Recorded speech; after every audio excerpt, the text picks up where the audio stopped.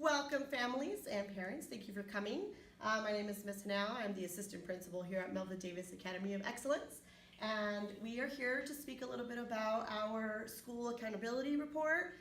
We are here as a group as EL parents, English learners. So all the students are the parents here are parents of students with English learners in the English Learners program.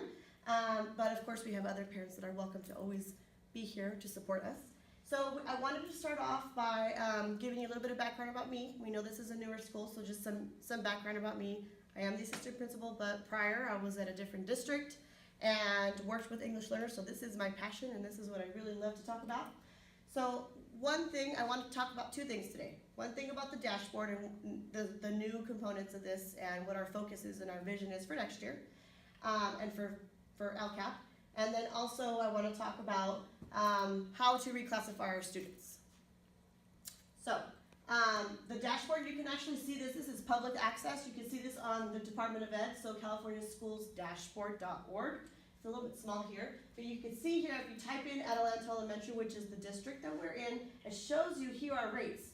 So we know that our goal is always to be in a green color or blue color. That means that we are advancing. So right now we have some areas of improvement, right? We see some areas of improvement in suspension rates. English learners.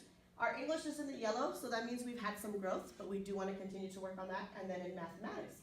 And so, of course this is glitching now, but our English learners is going to be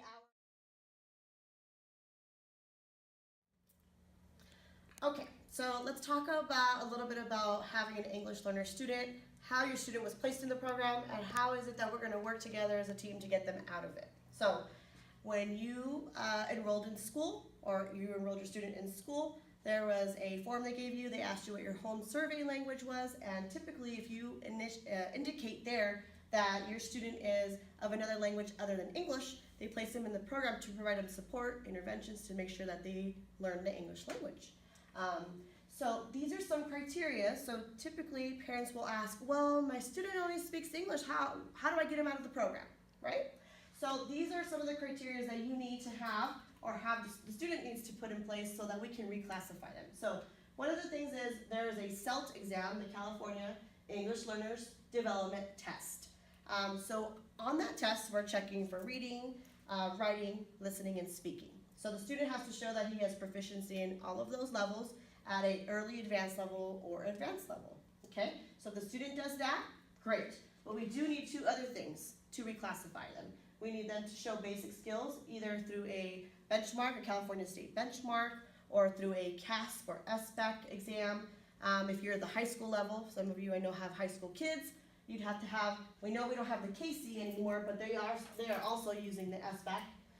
And then you have to have a confirmation from a teacher. A teacher has to basically put in the recommendation that the student is showing proficiency in English. And the very, very last piece is you, the parent. Your parent has to approve this change from pulling them from ELD out of the program.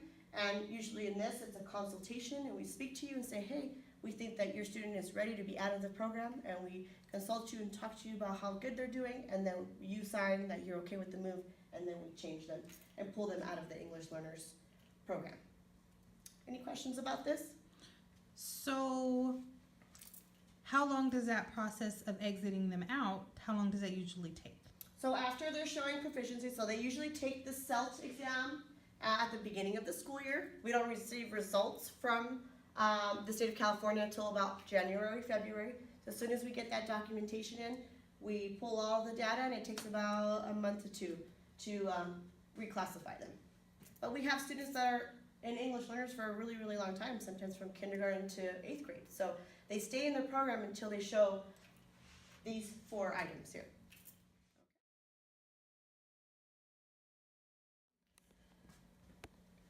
So Ms. Hanau, what are some of the basic needs for the EL students in our district? Okay, so just to kind of give you an idea of what our numbers are looking like. So right now we know we have a total enrollment of 8,352 students. Of those 8,000 students, 20% of them are English learners. And just for, this is just good information for you, we have 88% of our students socioeconomically disadvantaged. So it kind of shows you the need of our students. But when we run the data, we're noticing that a lot of our English learners are what we call LTELs, or long-term English learners. Students that start in the program as a young child and they just never reclassify, either because we didn't reclassify them through the district or they just didn't meet the 4 criteria that I just went over. So our goal this year, and what we've been talking about as an admin team and in the district office with the superintendent, is that we want to make sure that we're putting adequate interventions in place for those English learners during school day so that they can, for the next year, show that they're showing growth, and then we can reclassify them. But at the middle school level, since we're here at the middle school, what we do is we give them an intervention class during first period, and all the EL students are getting specific instruction to help them with English learners. The main focus is like speaking, reading, and writing, vocabulary development, things like that that they usually struggle in. Okay? So that's a good general idea there. Thank you, parents, for coming and participating in our community events. We are going to have another meeting next month, the 3rd week. Every 3rd Thursday we have our meeting, so please come and join us. Make sure that you don't forget to sign in and have coffee and donuts as we've provided. Thank you so much.